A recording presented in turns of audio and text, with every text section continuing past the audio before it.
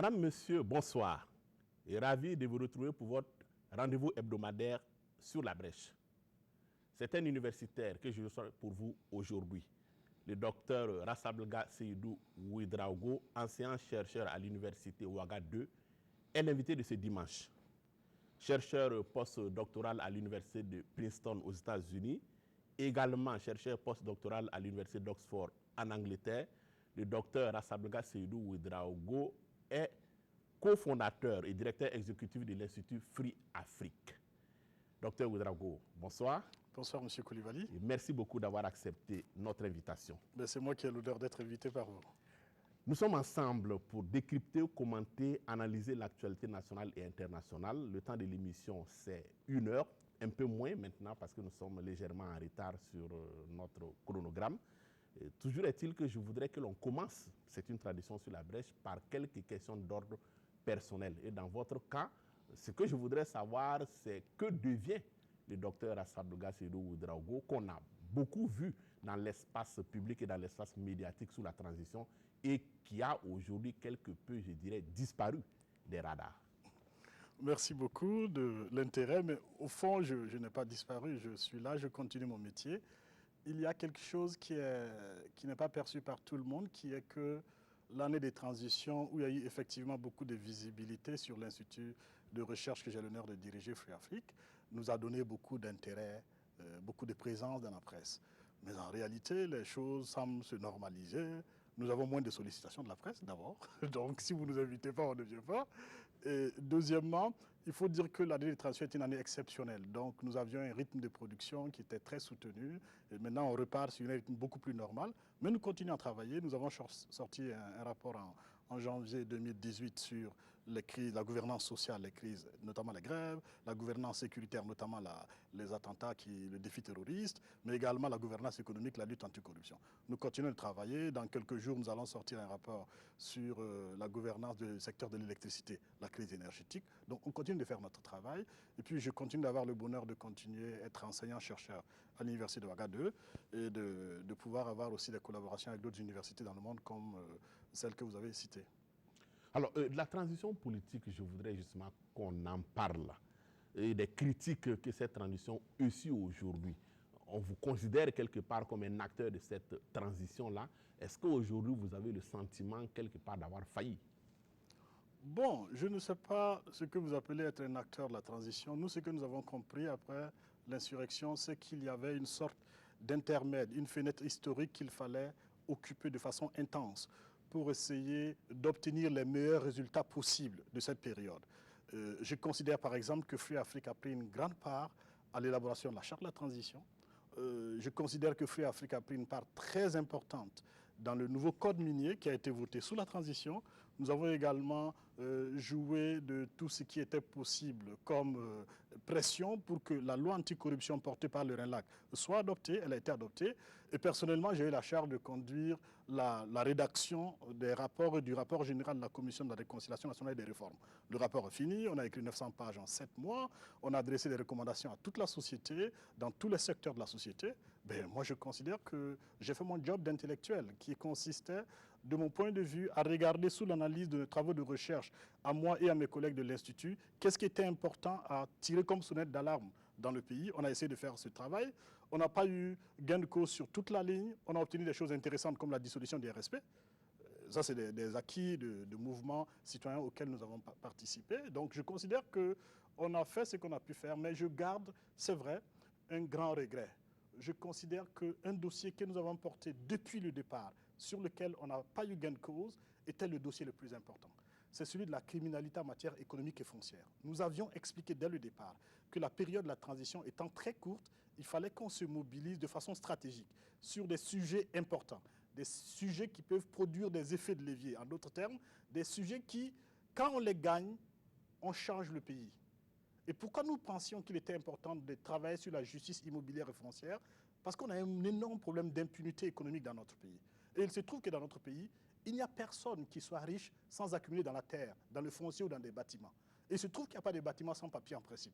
Donc c'était très facile pour nous, c'était relativement facile pour nous de travailler à identifier effectivement toute cette criminalité immobilière et foncière, c'était relativement possible en l'espace de quelques mois de gagner des résultats là-dessus, de faire en sorte que les biens mal acquis puissent être réquisitionnés, repris par l'État pour le patrimoine national, en utilisant par exemple l'argument de la fiscalité.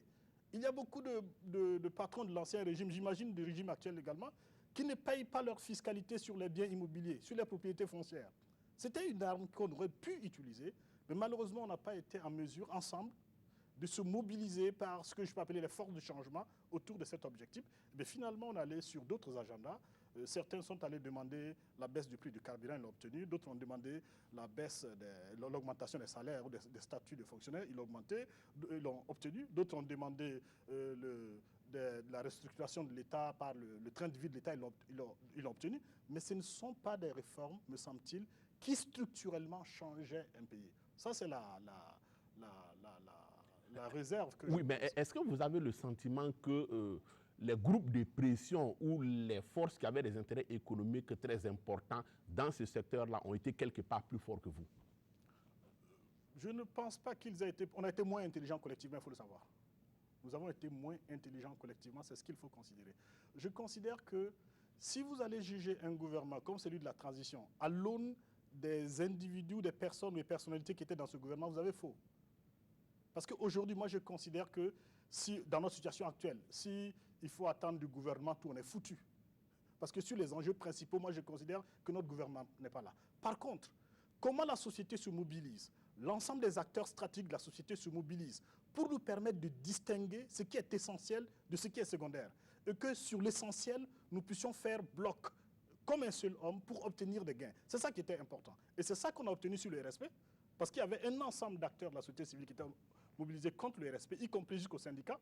Mais par contre, sur les questions que j'annonce, on n'était pas tous mobilisés.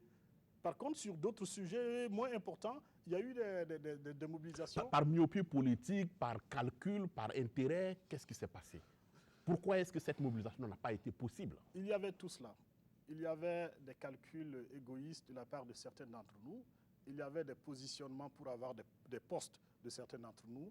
Il y en avait qui voulaient tout de suite aller avoir une sorte de prime matérielle et financière à l'insurrection. Il y a eu de cela. Mais il y a eu beaucoup de cécité stratégique. C'est-à-dire que collectivement, nous n'avons pas été en mesure de comprendre la délicatesse du moment historique. Nous n'avons pas été en mesure de comprendre qu'on ne pouvait pas tout avoir dans l'instant et que tout demander revenait finalement à laisser au gouvernement le soin de faire le shopping sur ce qui l'intéresse et laisser ce qui ne l'intéresse pas. Par contre, si nous étions en mesure, comme je l'ai indiqué tantôt, de nous mobiliser sur quelques sujets stratégiques, nous aurions pu avoir plus de résultats. Et c'est toujours d'actualité aujourd'hui du reste. Je considère par exemple que sur la question du défi terroriste, on pourrait en parler, le pays n'est pas mobilisé. Nous sommes dans une situation où de temps en temps on invective les autorités qui ne sont pas à la hauteur du défi terroriste. Ça c'est une évidence pour moi, on pourra en discuter. Mais le fait est que collectivement, ça ne semble pas être un agenda producteur du pays.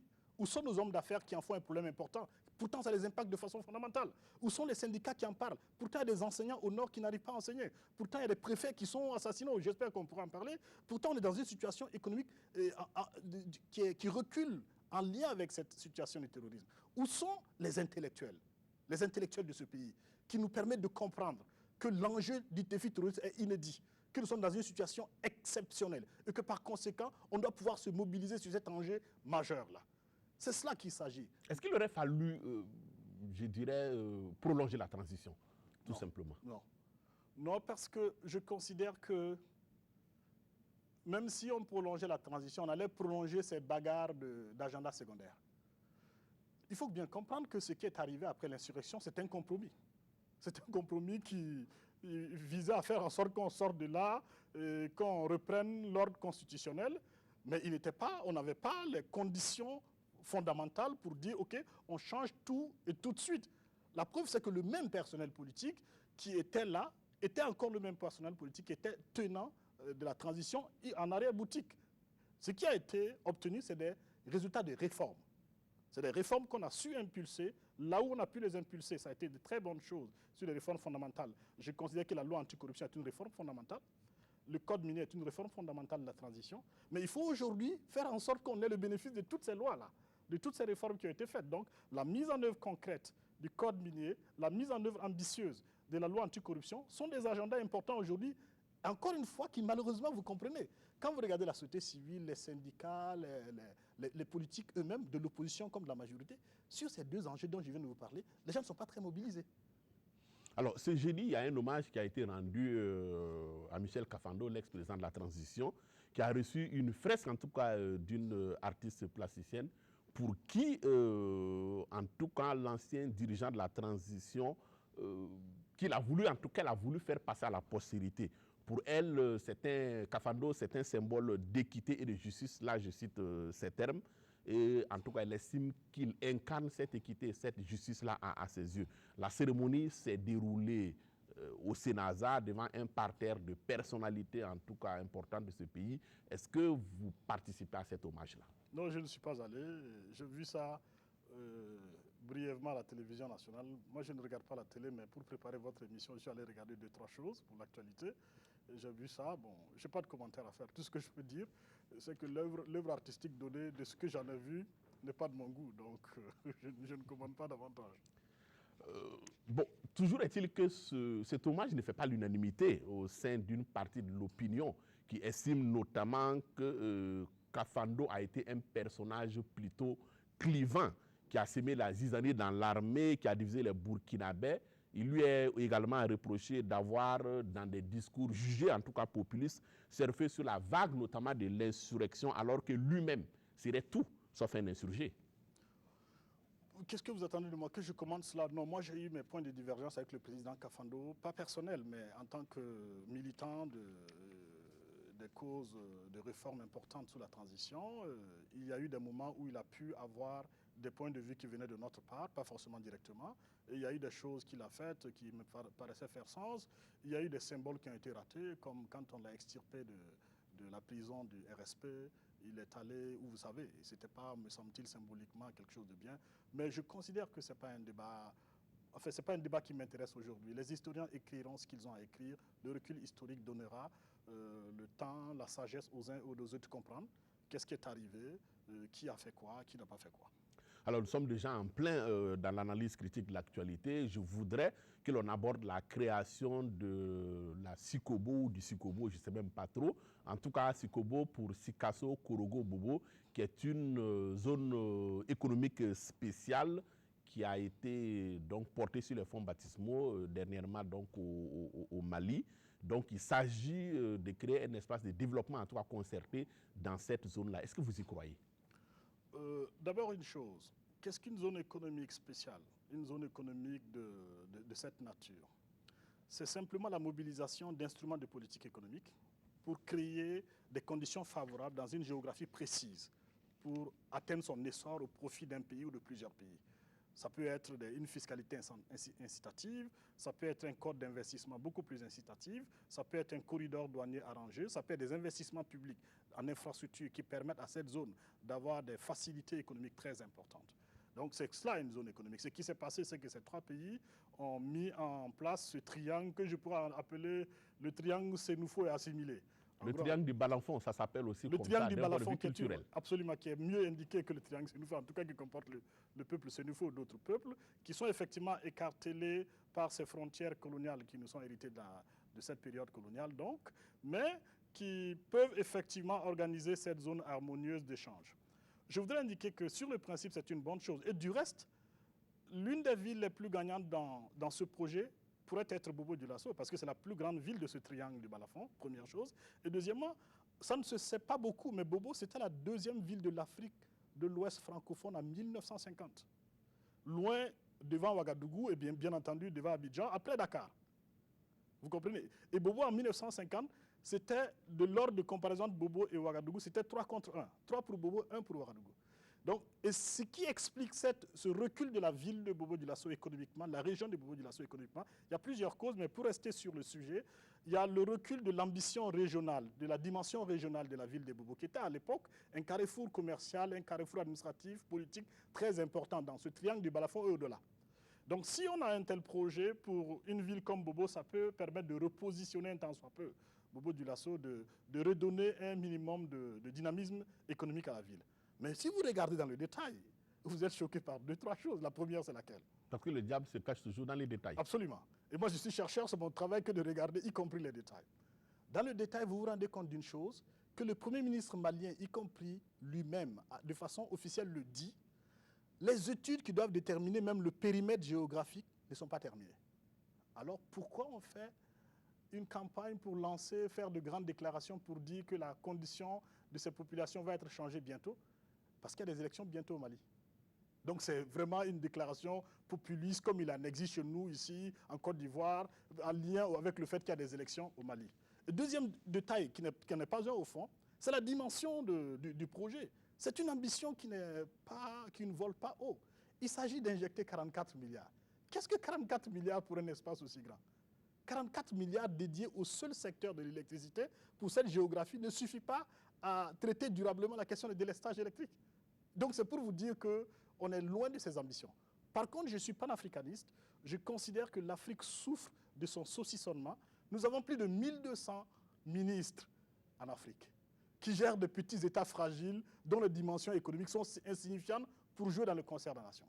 Ces 1200 ministres sont partis dans divers projets d'intégration économique qui font concurrence les unes aux autres. Chaque pays pris individuellement fait partie plusieurs dizaines de projets d'intégration, de zones d'intégration économique. Et donc on rentre dans une sorte de concurrence entre ces zones-là, de dispersion d'énergie, de dispersion de ressources. Finalement, on n'a rien qui nous permet de dire que le panafricanisme économique est en marche. Il faudrait le faire de façon très concrète sur nos grands défis. Regardez celui de l'énergie. Aucun pays de l'UEMOA, aucun pays de la CEDEAO aujourd'hui ne peut dire qu'il ne connaît pas de délestage. Nous avons des différences de degrés, mais personne dans notre espace ouest africain n'a de l'électricité en abondance, en particulier pour son industrie, qui est fondamentale. Alors on peut créer une communauté économique pour créer de l'électricité pour tous ces pays de façon ambitieuse, mobiliser des milliers de milliards pour créer un parc d'offres électriques suffisant, mix énergétique bien sûr, mais suffisant pour l'industrialisation en particulier de l'ensemble de cette zone. Mais on n'est pas sur ça. L'Europe que nous admirons, les premiers pas de l'Union européenne dès les années 54, c'était la communauté économique du charbon et de l'acier. Pourquoi? Le charbon parce que c'était l'énergie, l'acier parce que c'était l'industrie lourde. Et c'est ces premiers pas qui ont donné de la structure, de la profondeur et de l'ambition à l'intégration économique européenne que nous envions aujourd'hui. Il faut faire la même chose ici, sur les défis concrets, sur l'énergie, sur le rail. Il est temps qu'on reprenne nos rails de façon ambitieuse, qu'on les reprenne à des intérêts étrangers à notre continent. Pendant des décennies, nos États ont géré les rails, pas de façon parfaite, mais ils l'ont mieux géré que ce qui est la condition actuelle, où personne n'investit dedans. Il faut reprendre ces structures, créer de l'intégration économique à travers le rail, à travers l'interconnexion des télécommunications. C'est comme cela qu'on peut être ambitieux, faire du panafricanisme. Ce n'est pas en se mettant dans un petit triangle avec des petites ressources économiques et en faisant en plus de la politique politicienne qu'on va régler la question de l'intégration africaine. Alors on reste sur les questions économiques pour aborder cette fois-ci l'épineuse question de la mise à plat des rémunérations donc, des agents publics de l'État. On en sait davantage sur le projet depuis le dernier Conseil des ministres qui avance la date du 12 au 14 juin prochain pour la tenue de ces assises-là avec donc l'ensemble des forces vives de la nation. Quel est votre avis sur le sujet? D'abord, première observation, le calendrier était perlé, personne ne le maîtrisait jusqu'à cela, à ce que le Conseil des ministres ne donne une date. J'espère que ça va tenir parce que, souvenez-vous que c'est parti de la déclaration du chef de l'État en fin d'année 2017, qui indiquait qu'on allait le faire avant fin février. On nous a précipité une étude avant fin février, dans le dernier jour de février, pour faire tenir la parole présidentielle. Et puis, blackout. Nous avons travaillé sur le projet, sur le texte, on a des propositions qu'on va reverser. Mais bon, c'est une bonne chose qu'on aille finalement à cela. Mais il y a beaucoup de problèmes. Même l'intitulé me pose, moi, un problème. Ça pose des problèmes aux partenaires syndicaux qu'il a indiqués, mais ça peut poser problème même à l'ensemble de la société. Qu'est-ce que c'est qu'un forum national sur les rémunérations des agents de l'État? Comment vous pouvez discuter de la rémunération de quelqu'un sans mettre en face son travail? La rémunération ne vaut que quand elle est mise en lien avec la production. Donc l'enjeu n'est pas la rémunération des agents de l'État. L'enjeu est la productivité du travail de la fonction publique. En d'autres termes, comme avec les ressources qui sont données, on produit le meilleur output possible, le meilleur service à la communauté, aux opérateurs économiques, à la population, les soins de santé, l'éducation, les services des impôts, ainsi de suite. C'est cela qui est en cause. Et deuxièmement, si vous allez un peu plus loin, vous vous rendez compte que le problème est un peu plus compliqué que cela. Parce que nos finances publiques ont plusieurs problèmes. La question des salaires est posée. Parce qu'on a aujourd'hui un gonflement de la masse salariale qui fait qu'on est dans une situation où, aujourd'hui au Burkina Faso, plus de la moitié des recettes propres de l'État est consacrée à payer les salaires des fonctionnaires. C'est une situation très difficile parce que 52,7% elle est selon extrêmement difficile. certains chiffres. Elle est extrêmement difficile. Expliquez-le simplement à la population que c'est plus de la moitié des recettes propres de l'État. Elle est extrêmement difficile, en particulier parce qu'elle l'empêche d'investir. Or, l'investissement public est la dépense publique la plus vertueuse. Pourquoi? Que veulent les Burkinabés? Ils veulent des routes, ils veulent des amphithéâtres, ils veulent des hôpitaux, ils veulent de l'énergie, ils veulent de l'eau potable, ils veulent des routes de grande qualité, ils veulent des barrages. Mais toutes ces infrastructures demandent de l'investissement public. À partir du moment où vos recettes propres ne vous permettent pas de faire grand-chose en termes d'investissement, mais sont happées plus de la moitié pour financer les salaires des fonctionnaires, vous avez des dépenses publiques qui sont de mauvaise qualité. Tout le monde crie à la soutenabilité des dépenses publiques via ce facteur. C'est vrai. Qu'est-ce que ça veut dire la soutenabilité? Ça veut dire qu'on peut arriver à un niveau où on ne pourra plus continuer à garder les équilibres, les principaux équilibres de la nation. C'est vrai. Mais la soutenabilité n'est pas le seul problème. Il y a même la question de l'équité et de l'efficacité économique. Est-il efficace pour un pays sous-développé dans lequel la population est doublée chaque 25 ans? Quand votre population est doublée dans les prochaines 25 ans à venir, qu'est-ce que vous devez faire? Vous devez investir au quotidien dans l'électricité, dans l'eau, dans les routes, dans les universités, dans les hôpitaux, pour faire en sorte que l'augmentation de la population rencontre une infrastructure publique, mais aussi privée, une économie globale qui puisse absorber la main-d'œuvre, qui puisse donner la prospérité économique et sociale à la population. Donc quand vous n'investissez pas, c'est grave. Mais on a tort de penser que c'est le seul problème du salaire. Non. C'est le problème des fonds communs, on pourrait en parler. C'est aussi le problème de la fiscalité elle-même. La pression fiscale en 2016, qu'est-ce que ça veut dire? Ça veut dire la part de la production nationale qui a été happée par les impôts en 2016 est inférieure à la part que ça a été en 2013. Donc nous avons un affaiblissement de l'effort fiscal de l'État. Ça, c'est du point de vue des recettes. C'est un problème important. Il faudrait en discuter. Mais pourquoi on ne va pas en discuter également? Parce que ce qui fait cause, ce n'est pas seulement la dépense, c'est aussi que les recettes ne progressent pas vite autant que les dépenses. En d'autres termes, les dépenses, en particulier les dépenses salariales, vont plus vite que les recettes de l'État. Ça, c'est un deuxième problème qu'il faudrait regarder. Mais pourquoi nous avons un problème au niveau des recettes? On a de la fraude qui se développe dans le pays. Pourquoi on n'en parlerait pas? Il y a d'importantes déperditions de ressources. Je me souviens qu'en octobre 2015, l'Institut Free Afrique avait sorti une étude. Personne des autorités ne nous l'a demandé jusqu'à aujourd'hui. C'est que nous disions qu'il y avait une fraude de 8 à 15 milliards de francs CFA sur la denrée sucre au Burkina Faso. Personne ne nous a contactés là-dessus. On a le même problème aujourd'hui qui crée une insécurité importante pour la société qui est la Socico. C'est un problème important. Et puis il y a la question du cadastre fiscal. En d'autres termes, sur les 25 dernières années dans notre pays, nous avons fait beaucoup de recensements électoraux pour identifier la population électorale. On s'apprête à le faire, y compris pour la diaspora. Ça a coûté des dizaines et des dizaines de milliards. C'est peut-être justifié pour la procédure démocratique. Mais nous n'avons pas investi pour savoir à qui appartient un immeuble, à qui appartient cette terre, pour en conséquence prendre la petite part nécessaire pour l'impôt. Et ce cadastre fiscal, il coûte juste quelques milliards. Pourquoi on ne le fait pas? Donc il y a un ensemble de problèmes que nous avons, et puis nous avons un ensemble de dérives qui arrivent dans nos finances publiques liées à la situation de l'insécurité. On a un défi terroriste inédit, on a une insécurité, même en dehors du terrorisme, qui est très importante et qui appelle donc des ressources de façon légitime. Donc il y a un ensemble de problèmes que nos finances publiques ont, sans parler des PPP, du côté de la dépense publique, qui vont arriver aussi, qui vont être un problème dans quelques années pour nous. Mais tous ces problèmes, de notre point de vue, il faut élargir la thématique.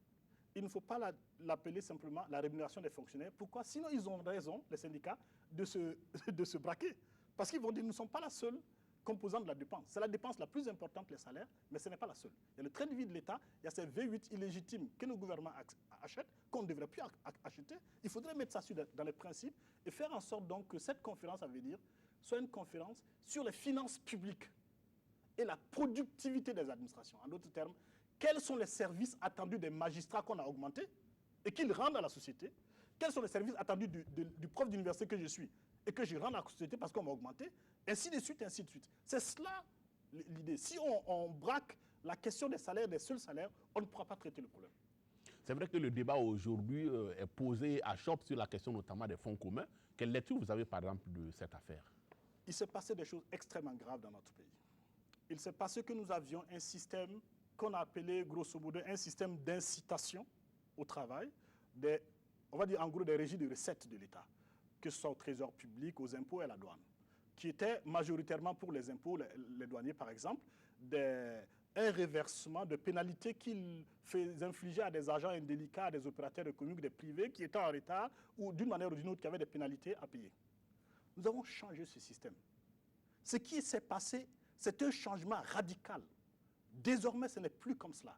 Désormais, au Burkina Faso, 1,7% de l'ensemble des impôts est préempté pour servir un fonds commun à destination des fonctionnaires du ministère des Finances, précisément des agents des impôts. Le Trésor également prélève une partie de la trésorerie publique. Les douaniers, même chose. Mais il y a aussi que 38% des fonctionnaires, la masse salariale, la masse des fonds communs aujourd'hui dans le ministère des Finances, 38% est servi à des gens qui ne sont dans aucune régie de recettes. Ce n'est ni des douaniers, ni des inspecteurs des impôts, ni des agents du Trésor. Donc, on est dans une situation où pour le seul ministère des Finances, nous avons 55 milliards. Pas de salaire, de primes de fonds communs. Vous savez ce que c'est que 55 milliards? Personne ne le sait. C'est 11 fois le budget que l'État donne chaque année à Yalgado Ouedraogo, au plus grand hôpital du pays. 55 milliards, c'est plus important que ce que nous avons investi en 2017 pour résorber la crise de l'énergie. Et donc, ça fait plus de 100% de la rémunération qui est servie, les salaires des agents du ministère des Finances. Nous sommes au cœur d'un véritable problème. Et bien entendu, si j'étais un inspecteur des finances, ou des impôts, ou du trésor, je serais très content de cette situation. Donc, ils ont raison, effectivement, de défendre cet acquis. Mais la vérité est que c'est intenable. Pourquoi? Parce que, précisément, ce n'est plus un instrument de productivité. Tel que c'est fait à l'aveugle, ce n'est pas parce qu'ils sont productifs qu'ils ont cela. Or, la logique, au départ, devrait être cela. Et deuxièmement, s'ils ne sont plus, je considère même qu'on peut même discuter d'un point de vue de la loi, de l'esprit des finances publiques, on a un énorme problème. Pourquoi? C'est un arrêté ministériel qui décide de consacrer 1,7% des impôts de l'État en fonds communs. Ils ne sont pas passés par l'Assemblée nationale. Ça n'est pas normal. Politiquement, nous avons un problème majeur. C'est à l'Assemblée nationale de décider de cela. Souvenez-vous d'une chose. Quand il s'est agi d'appliquer la loi anticorruption, la loi organique, pour faire en sorte que 0,1% du budget de l'État aille à l'autorité supérieure de contrôle d'État pour financer son fonds d'intervention, pour donner donc de l'énergie, des moyens à la lutte anticorruption, qu'est-ce que nous avons entendu à l'Assemblée nationale? On nous a dit que ce n'était pas possible d'indexer le budget d'une institution quelconque aux recettes de l'État. Et qu'a-t-on fait? Ce n'est pas 0,1%, c'est 1,7%. C'est une situation intenable parce qu'elle n'a encore une fois aucun lien avec la productivité. Elle n'est pas juste, elle pose un problème d'équité et elle pose un énorme problème de soutenabilité aussi parce que ça va exploser. Si c'était toujours en lien avec la productivité, on aurait pu comprendre. Pour vous donner une idée, le fonds commun du seul ministère des Finances de 2016 à 2017 a augmenté de plus de 103% en une année. Les recettes de l'État ont augmenté de 13%. Vous comprenez ce que je veux dire? Est-ce qu'il y a une proportion? Il n'y a pas cette proportion. Mais comment on sort de cette spirale? Il faut d'abord Parce qu'il y a le principe quand même qu'on dit des acquis. Ce n'est pas d'abord le seul ministère des Finances qui a des fonds communs. Ça, on a un énorme problème parce que les autres ministères ne publient pas. Et ça, c'est un énorme problème. Et c'est ça qui est changé quelque peu dans le dialogue social dans notre pays. Nous avons connu des situations complètement étonnantes. Des syndicats et des gouvernements qui signent et qui refusent de publier l'accord. C'est normal que tout le monde soit suspicieux. Si vous avez signé des accords, pourquoi vous ne publierez pas? Que le gouvernement ne publie pas, on pourrait comprendre que c'est sa pratique actuelle et habituelle. Mais même les syndicats refusent de donner les documents à des journalistes, à des chercheurs, aux médias. Donc c'est pour indiquer qu'on a un énorme problème d'opacité de ces questions-là des finances publiques. La première chose à faire, c'est d'appeler la vérité et la sincérité sur toutes les finances publiques. Les syndicats ont raison quand ils disent on veut savoir la rémunération de X et de Y. Ils ont raison. Il faut mettre tout sur la table. Même si les proportions ne sont pas les mêmes, il faut mettre tout sur la table. Il faut faire en sorte que les fonds communs du ministère de l'Énergie, du ministère des Mines, du ministère du Commerce, tout ça soit mis sur la table. Voyez-vous, on n'en a pas une connaissance exacte, mais on sait une chose. Ça dépasse les 80 milliards en 2017. 80 milliards, c'est 80 mégawatts. 80 mégawatts, c'est combien de fois la centrale de Zagtouli de 33 mégawatts qu'on a fait avec l'investissement français, ainsi de suite. Vous comprenez ce que je veux dire? Nous ne sommes pas sérieux. Nous avons des finances publiques qui sont gérées de façon opaque, de façon irresponsable, de façon malhonnête, puisque ça n'est pas discuté, et de façon non transparente surtout. Ça n'est pas transparent. La transparence est la première vertu. Si on met ça dans la démocratie, on peut discuter. Et c'est pour ça qu'il est important que désormais, ces questions soient discutées à l'Assemblée nationale. Parce que si c'est dans l'Assemblée nationale, on peut en avoir l'information. Les débats à l'Assemblée nationale sont retransmis sur les médias. Mais par contre, si c'est dans les cénacles entre quelques syndicats, responsables syndicaux et les ministres, et bien entendu, on retrouve dans la situation actuelle. On a des propositions à faire, ce n'est pas ici que je vais les déballer, mais je sais une chose, il faudra du courage, de part et d'autre. Il faudra que de façon objective, on regarde la vérité. La vérité est que nous avons glissé. Nous avons entamé une perspective qui n'est pas soutenable. Ce n'est pas joli à entendre quand vous recevez du fonds commun. Vous comprenez tout à fait. Mais c'est la vérité. Et on se doit de dire cette vérité. Cette vérité est que cette glissade n'est pas soutenable. On ne peut pas quitter 27 milliards de fonds communs à 55 milliards en une année, pendant que les recettes même ont progressé juste de 13%. Vous comprenez ce que je veux dire? Pendant que le pays connaît des défis inédits, vous avez une armée à réformer, à équiper, à entraîner face aux défis terroristes. Vous avez aujourd'hui une situation concrète. La population, il y a au moins 1 million de Burkinabés qui sont en détresse alimentaire. Où est-ce qu'on trouve les ressources pour résoudre cette situation? Eh bien, on a pris notre sébile de mendiants et on a commencé à appeler à l'aide internationale. Non, à un moment donné, il faut être très sérieux. Il faut avoir le courage de savoir une chose. En finance publique, c'est un jeu à somme nulle. Qu'est-ce que ça veut dire? Que si on vous en donne, il en reste moins. On ne peut pas dire qu'on en a donné 55 à un tel et qu'il en reste toujours 55 pour d'autres. Ça n'est pas possible. Si on en prend, il en reste moins. Donc, il faut arriver à faire en sorte que les arbitrages budgétaires, en d'autres termes, la discussion démocratique pour savoir à qui on donne, à qui on ne donne pas, soit une discussion la plus large possible, la plus consensuelle possible et la plus transparente possible. Alors, je voudrais qu'on aborde un autre sujet. Ce 17 mai à l'Assemblée nationale, justement, on a eu droit à l'adoption d'un projet de loi qui porte notamment sur la coopération judiciaire entre le Burkina Faso et la France. Le hic, c'est que l'opposition politique, une partie de cette opposition qui a voté contre le projet, estime que quelque part, il s'agit d'une sorte de tour de passe-passe que le ministre Bagoro est en train de tenter, en tout cas, de faire pour faire en sorte que l'extradition de François Compaoré puisse se réaliser, en tout cas, par cette porte de sortie-là. Comment est-ce que vous appréciez, on va dire, ces discussions à l'Assemblée? Écoutez, c'est un jeu politicien normal. Vous avez un gouvernement qui estime qu'il veut l'extradition de M. François Compaoré sur une affaire emblématique quand même, qui est l'affaire Norbert Zongo, et qui estime qu'en signant ces accords-là, il va faciliter cela. Mais il est légitime pour lui de faire. Vous avez une opposition qui sont les amis de François Compaoré qui ne dit pas question. Il est également légitime, c'est ce qu'on attend d'eux. On n'attend pas autre chose. Mais ce que je vais dire, le gouvernement ne peut pas nous dire que c'est comme cela qu'il va montrer sa bonne foi sur la justice. Parce qu'il y a des choses qu'on peut faire en dehors de ces mandats. J'ai parlé de la justice sur le plan immobilier. Ces messieurs ont beaucoup d'immobilier ici. On n'a aucune certitude qu'ils payent les impôts sur ces biens immobiliers. Bien au contraire, on sait des choses. Donc, sur cette base, il faut que l'État exerce légitimement la lutte contre la corruption et aille voir qui ne paye pas et qui paye, qu'en conséquence, ceux qui ne payent pas puissent payer et ceux qui payent qu'on les blanchisse de tout. Mais quand vous comprenez qui est directeur de cabinet à Kossiam, vous comprenez qu'on ne va pas avancer sur cet agenda. D'accord. Alors, il y a également cette actualité politique avec les conférences de presse animées par l'APMP, l'Alliance des partis de la majorité présidentielle et par le CFOP, à l'ordre du jour des sujets, notamment sur l'achat des véhicules par le gouvernement, les concours de la fonction publique, source de polémique entre en tout cas la majorité et l'opposition. Vous avez entendu les arguments des uns et des autres. Qu'est-ce que vous en pensez? D'abord, sur la fonction publique, il faut comprendre que c'est une suite logique de l'affaire des fonds communs et des grèves. Hein. Pourquoi? En 2016, l'effectif de la fonction publique a augmenté de 16%.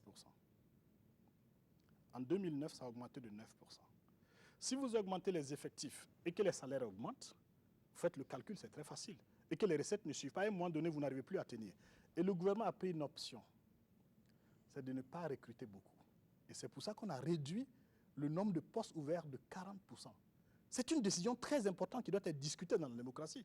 Cela veut dire que l'option qu'on a prise, c'est d'augmenter les salaires et de ne pas recruter beaucoup. Ça veut dire qu'on a décidé de réduire la population des personnes qui ont un numéro matricule. Oui, mais le gouvernement estime quelque part que l'État ne peut pas, en fait, ce n'est pas la fonction publique qui va à elle seule résorber les problèmes de chômage dans le pays. Je suis d'accord.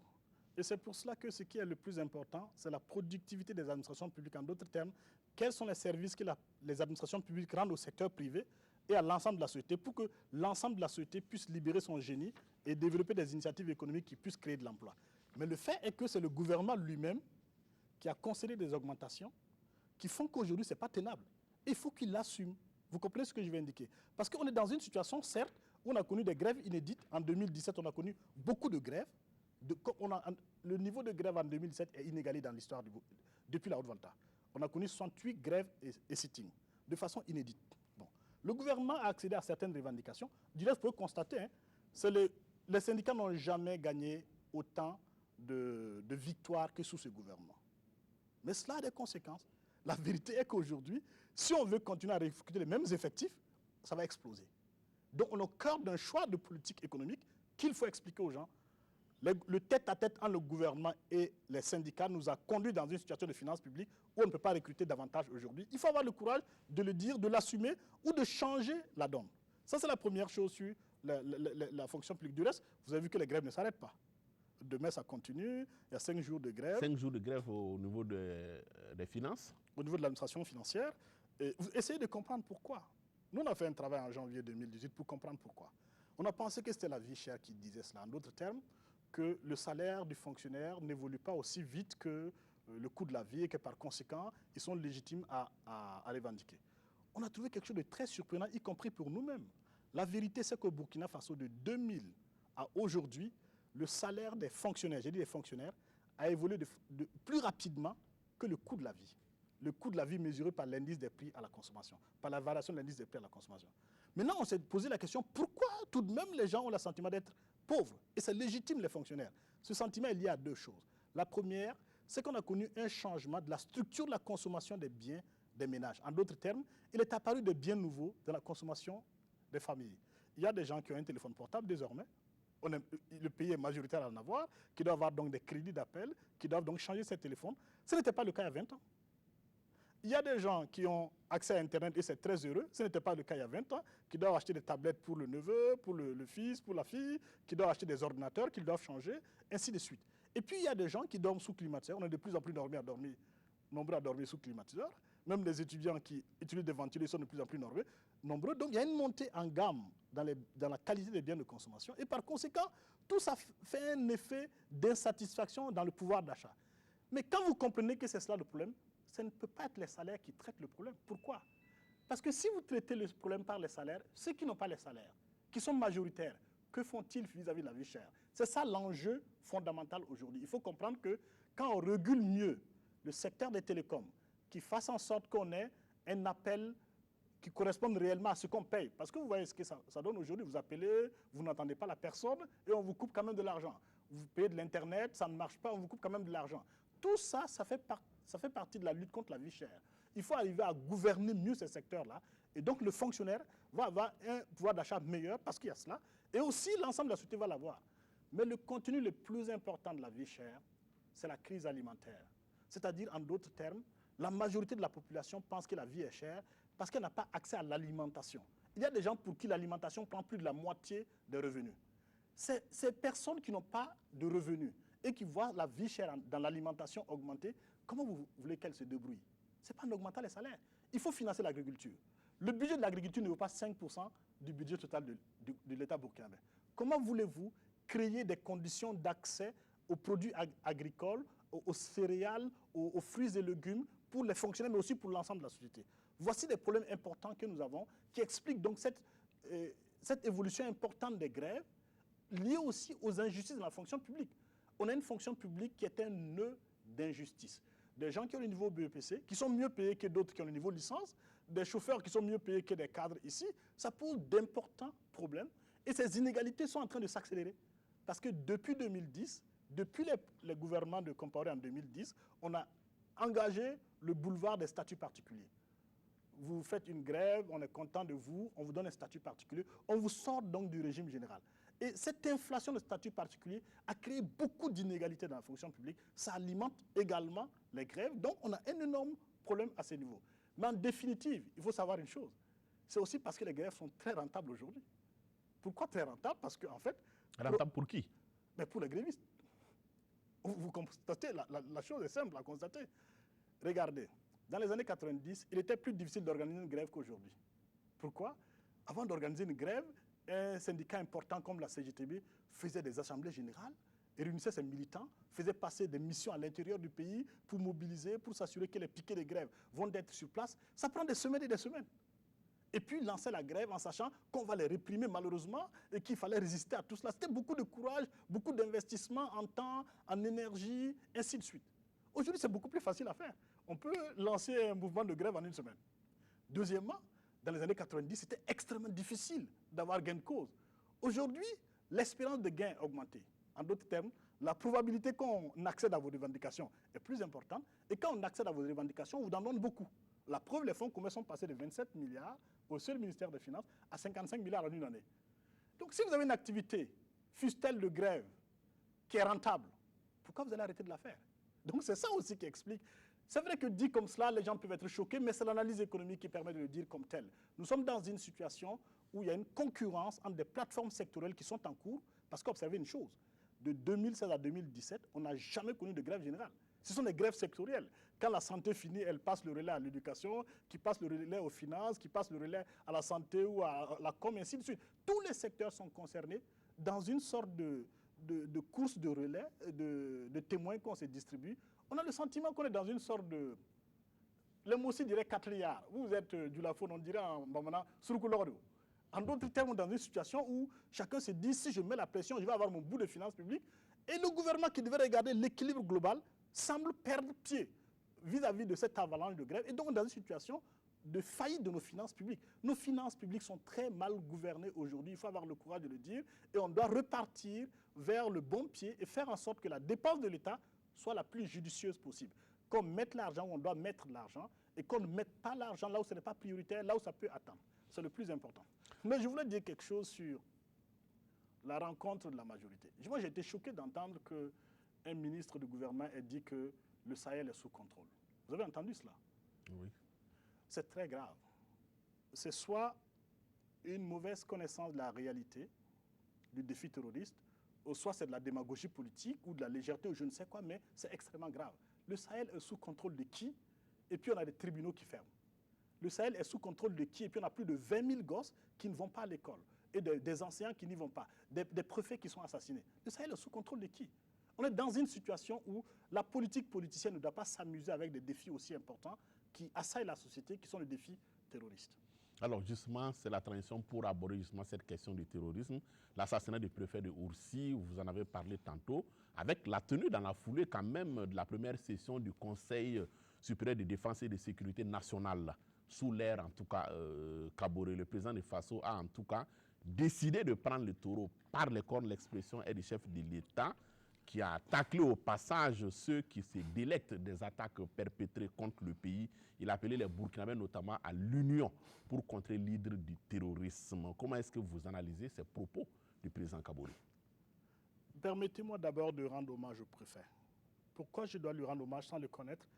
C'est parce que c'est la deuxième attaque qu'il a subie, qu'il a tué. Il y a 2 mois en arrière, il a subi une attaque. Il a continué son travail et une deuxième attaque l'a tué. Et ça augmente le nombre de représentants de l'État dans cette partie septentrionale du pays qui sont tués dans l'exercice de leur fonction, qui est de nous représenter, de défendre le pays. Et ça, c'est la suite d'autres héros qui sont tombés et qu'on ne célèbre pas. On les amène au cimetière en général à Gunguin, on leur met une médaille, un bout de cuivre, et puis on les enterre, et puis on oublie tout, y compris leurs enfants, leur progéniture, y compris leur mémoire, y compris leur nom. Monsieur Koulibaly, est-ce que vous connaissez Mamadi Ouedraogo? Mamadi Ouedraogo, qui est le chauffeur d'une dame qui est tombée à Cappuccino, qui a eu le courage de courir sous les balles, aller chercher sa patronne pour lui porter secours. Et des balles assassines de terroristes à Cappuccino l'ont touché. Il en est mort. C'est un véritable héros national. Personne ne le connaît. Ce que je viens de vous dire, c'est une histoire réelle qui est arrivée en janvier 2016 dans notre pays, dans le cadre de l'attaque effroyable de Cappuccino. Mais on a tous vu qu'on a célébré ce Français gendarme qui a eu un acte de bravoure, certes, Mais on a nos propres braves qu'on ne célèbre pas. Est-ce que vous connaissez le nom de ce jeune soldat qui a été volontaire pour monter à l'assaut contre les terroristes au café Istanbul et qui est mort parce que les balles des terroristes l'ont touché, parce que le bouclier balistique a cédé? C'est une autorité publique. Personne ne connaît son nom. Il faut que nous apprenions à rendre hommage à nos héros et à nos martyrs. C'est la première chose que je vais dire. La deuxième chose, la situation est beaucoup plus grave que ce que nous croyons. Le ministère de la Sécurité a publié très récemment des chiffres de 80 attaques terroristes d'avril 2015 à aujourd'hui. L'Institut Free Afrique a compté plus de 130 attaques. On ne va pas faire une guerre de chiffres. Mais nous, on a chacune des attaques qu'on a documentées, nous en avons dénombré 130 depuis avril 2015 à aujourd'hui. Plus que cela. Quand vous avez cette situation, nous sommes en guerre. Nous avons eu, les mois passés, une force armée étrangère qui est venue se battre à nos côtés contre des terroristes dans le nord de notre territoire, mais on ne semble pas le comprendre. Pourquoi je dis qu'on ne semble pas le comprendre? Cette conférence sur la défense et la sécurité, c'est la première fois qu'elle se tient. Pourquoi on ne l'a pas tenue après Nassumbu? Nassumbu, c'est 16 décembre 2016. Une attaque effroyable, inédite contre notre armée, qui tue 12 soldats et ils se replient. Les terroristes, on ne sait jusqu'à aujourd'hui pas ce qui est arrivé. Il n'y a pas eu de conseil. Que s'est-il passé à Café Aziz Istanbul pour que le bouclier cède? Il n'y a pas eu d'enquête. En tout cas, l'enquête, on n'en connaît pas les résultats. Récemment, le 2 mars, que s'est-il passé avec cette grande émulation, notre propre état-major général des armées, qui est pulvérisé au cœur de la ville de Ouagadougou en pleine journée? Et vous le savez, vous êtes journaliste, vous devez le savoir, mais il faut le dire aux gens. Vous savez très bien que les images des caméras de surveillance montrent de façon triviale que l'arme de notre sentinelle à l'état-major s'est enrayée. Il n'a donc pas pu tirer. L'arme, on ne sait pas si elle était de mauvaise qualité ou quoi. En tout cas, quand il l'a dégainée, il n'a pas pu tirer.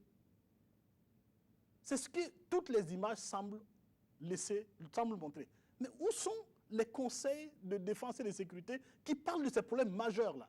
Quand vous avez une attaque comme celle de l'état-major, vous êtes attaqué au cœur de votre système nerveux de défense et de sécurité. On devrait avoir un sursaut national sur la question. Qu'est-ce qu'on a connu? Une communication présidentielle via Twitter. Vous avez vu cela? Moi, je considère franchement que l'ensemble de la société n'est pas au point sur cette question. Nous sommes dans une situation, en janvier 2017, le rapport de Free Afrique s'appelle « S'éloigner du précipice ». Nous avons dit « faisons attention ». Nous sommes dans un scénario comparable au scénario malien. Nous sommes en train de perdre le nord de notre pays. Aujourd'hui, le nord, il y a des mines antipersonnelles. Une mine antipersonnelle, elle peut rester là sur des décennies et faire des dégâts, y compris quand on va gagner cette guerre. Mais qu'est-ce que le pays a à être distrait par des agendas secondaires? Je considère que la tenue de ce conseil tardive montre l'état de la gouvernance sécuritaire. Du reste, vous savez, une institution aussi importante que l'Agence nationale du renseignement, qui est centrale dans la lutte anticorruption, dans la lutte anti-terroriste, la lutte antiterroriste, c'est aussi un enjeu de lutte anticorruption parce que la corruption des finances publiques de l'armée est un problème important qu'il faut traiter si on ne peut pas gagner la lutte contre le terrorisme. L'ANR, l'Agence nationale du renseignement, n'a pas encore vu sa loi organique adoptée. C'est un instrument majeur dans la lutte contre le terrorisme. Il y a une sorte d'indolence, d'insouciance, voire d'inconscience nationale sur le sujet. La preuve, quels sont les intellectuels que vous entendez sur le sujet? Où sont les syndicats qui expliquent que la sécurité au nord est fondamentale, comme numéro 1 dans la plateforme? Je ne parle pas d'évocation cosmétique ou marketing. Où sont les organisations de la société civile qui se mobilisent à bloc là-dessus? Les autorités coutumières religieuses, même les partis politiques, y compris de l'opposition. Regardez cette discussion sur les véhicules et le conseil des ministres tournant. On a beaucoup entendu l'opposition, mais on ne les entend pas suffisamment sur les enjeux fondamentaux comme celui de la lutte antiterroriste. On est dans une situation où notre territoire n'a jamais été autant menacé. Il faut donc qu'on se mobilise pour faire en sorte que le pays soit aux normes, parce qu'on est loin d'être aux normes aujourd'hui. C'est ce que je peux dire sur cette question-là. Alors, nous sommes pris par le temps, il nous reste quelques minutes. Je voudrais qu'on aborde un sujet à l'international. Il s'agit notamment de ce sommet de l'Union européenne tenu à Sofia, en Bulgarie, sur notamment la question iranienne, le nucléaire iranien. L'Union européenne qui a en tout cas montré sa différence avec les États-Unis en décidant donc de s'assumer par rapport en tout cas à sa position sur le nucléaire iranien.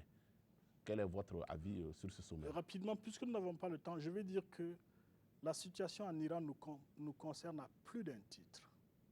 Parce que vous avez vu que quand Trump a retiré le soutien américain à cet accord sur le nucléaire, le cours du baril a frôlé les $80. qui est son cours le plus élevé depuis fin 2014. Et c'est plus de 60% d'augmentation par rapport à l'année passée. Pourquoi ça nous occupe? Parce que nous sommes un pays importateur net de pétrole. Dans le dernier trimestre de 2014, le pétrole a été divisé, le cours du baril a été divisé par 2. Nous avons gagné beaucoup d'argent en 2016. On a gagné 120 milliards. On peut perdre 120 milliards, voire plus, parce que si le cours explose. Nous sommes dans une situation extrêmement difficile pour la communauté internationale et un petit pays comme le nôtre doit suivre ça de très près et doit prendre des décisions de finances publiques aujourd'hui en pensant à cela. Pourquoi je dis cela? Quand j'entends des gens dire qu'on va lutter contre les délestages, venir à bout des délestages et puis réduire le prix de l'électricité, ce n'est pas considéré ce paramètre. Le prix de l'électricité n'est pas déterminé par nous. Parce que majoritairement, nous produisons de l'énergie en brûlant du carburant. Et ce carburant, on l'achète à l'extérieur. Si le baril passe au-delà des 100, vous allez voir que la Sonabel va tout de suite avoir encore des problèmes de trésorerie importants. Elle va devoir dépenser des milliards de frais financiers, comme c'était le cas en 2014, pour avoir des prêts en banque pour juste sa trésorerie, parce qu'elle vend l'électricité, c'est ça qu'il faut dire. La Sonabel a vendu l'électricité pendant longtemps, moins cher que son coût de production. Donc on est dans une situation où la crise en Iran va avoir un effet direct sur nous. Je veux que l'ensemble de la société le sache, les hommes d'affaires, le secteur public, les autorités, les syndicats, tout le monde doit être regardant vers cela, parce que si ça s'empire, si le pire explose, le baril explose, on va avoir une situation où on sera peut-être obligé de revenir sur les baisses du prix du carburant qui ont été accordées à la pompe, qui était une mauvaise décision de notre point de vue.